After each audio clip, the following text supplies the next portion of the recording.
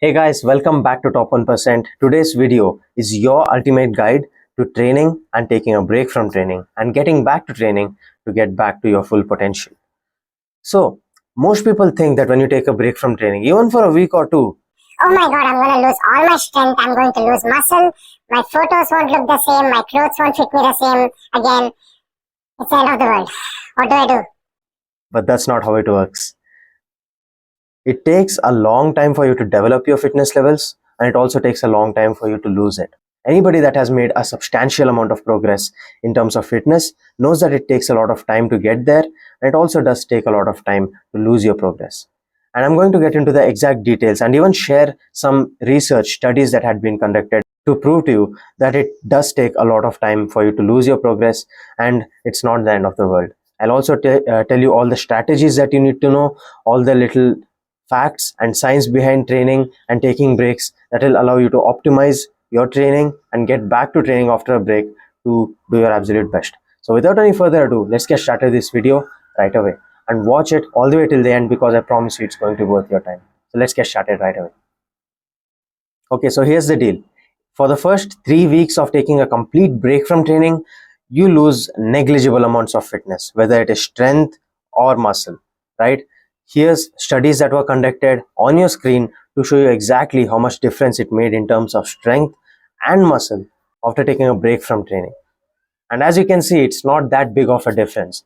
And beyond 3 weeks of gap, it slowly starts tapering, and gradually and steadily you lose some amount of strength and muscle as well. And the first big change that happens in your body is that your muscle glycogen level takes a sharp dip week after week from taking a break from training. As you can see in this picture on your screen, week after week, from week 1 to week 4, there's been a big dip in the muscle glycogen level. And what is the muscle glycogen? It is basically the fluid within your muscle which makes it look round and full, and without it, it kind of feels like it's deflated. There's no pump in it. So what you just lost is called sarcoplasmic hypertrophy, which is basically the fluid filled in the muscle which makes it look a little bit bigger. Whereas the other form of hypertrophy is called myofibrillar hypertrophy, which is literally the muscle fibers itself, how big they are. And to lose that, it takes a heck of a lot more time. So don't worry about that. Unless you haven't been training, had zero training for months and months together, you're not going to actually lose the size of your muscle fibers. And let's say you did take a break from training, it takes roughly about 1/3 the amount of time that you took for the break to get back into your previous fitness levels. So if you took a break for 3 months, 1 month of proper training is going to get you roughly where you were before you took the break. That's an approximation, that's a rough number. It may vary, it may go up and down based on many different factors.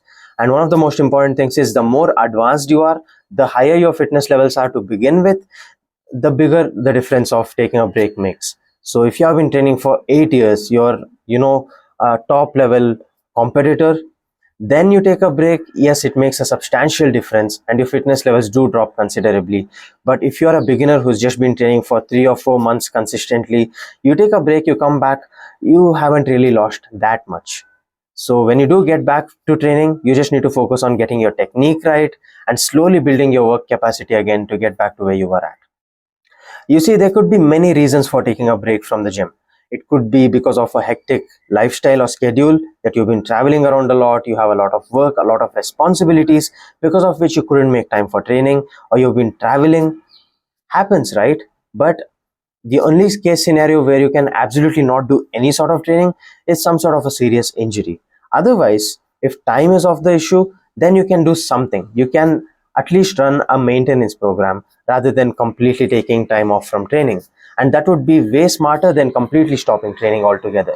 What does a maintenance program mean? Even if you do something for 15 or 20 minutes a day rather than doing your typical 1 hour training session, it goes a long way in maintaining your fitness levels. And quite honestly, you can literally maintain your fitness levels to where they were by doing a small maintenance program. And that's actually true, because it does take just about 1/3 of the amount of training volume to maintain your fitness levels.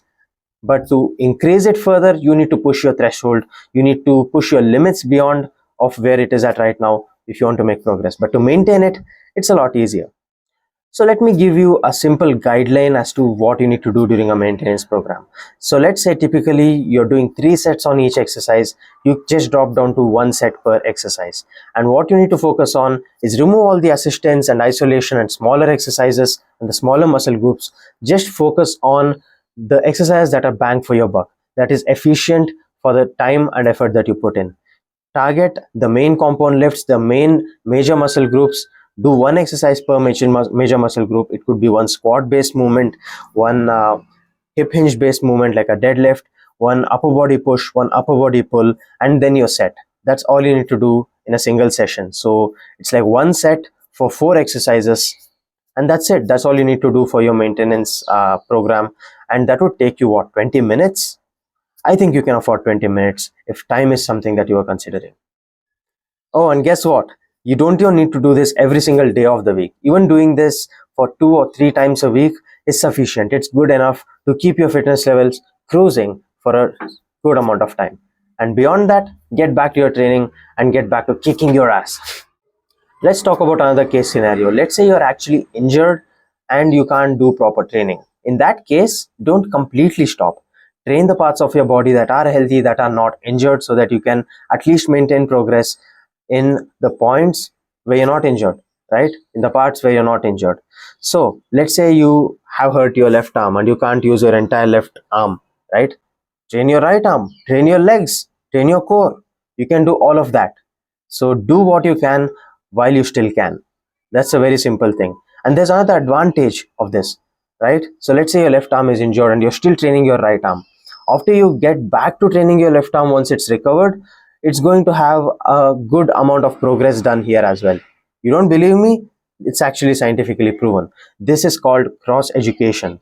So it's been shown that training on the healthy limb shows about 30% of carryover onto the untrained or unhealthy limb when you do training on the healthy part.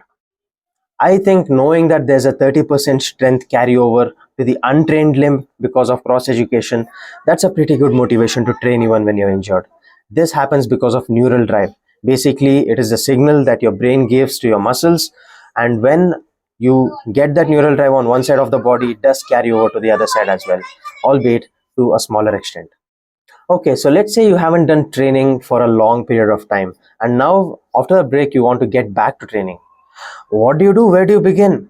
Here's a problem with most people. They just jump right back into where they left off, and that's not a good idea. It could lead to overtraining. It increases the chances of getting injured because your fitness levels have dropped and you need to gradually build your capacity up to where you were, right?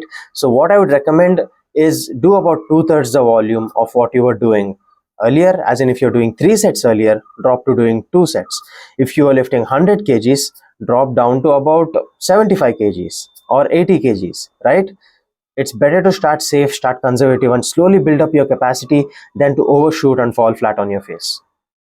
And also, when you get back to training after a break, it is expected for you to have some amount of muscle soreness the day after your training, but you shouldn't be thrashed. There's a difference between having muscle soreness and having muscle cramps and having so much pain to the point you can't move comfortably. If that happened, my friend, you just overtrained and you need to take it a little easy. Hopefully this video and all the points that I mentioned here was of some use to you. If you liked it, please do check out the article that I mentioned in the comment section or in the description of this video, which is from Legion Athletics, and that article definitely helped me find the studies which I mentioned, the photos that I presented earlier on in the video. And also, sometimes it is good to take a break from training. What do I mean? How do you do that so that you can further improve your progress rather than just maintaining or halting? This is what you need to do. Watch this video right here on your screen and learn how to do it the right way. So that's it for this video. If you enjoyed the video, be sure to hit the thumbs up. Comment down below what content you want me to cover in the future. Subscribe to the channel and hit the bell icon. It makes an immense difference to me and it helps out a lot. And share this video with your friends. And until next time, take care, stay hungry.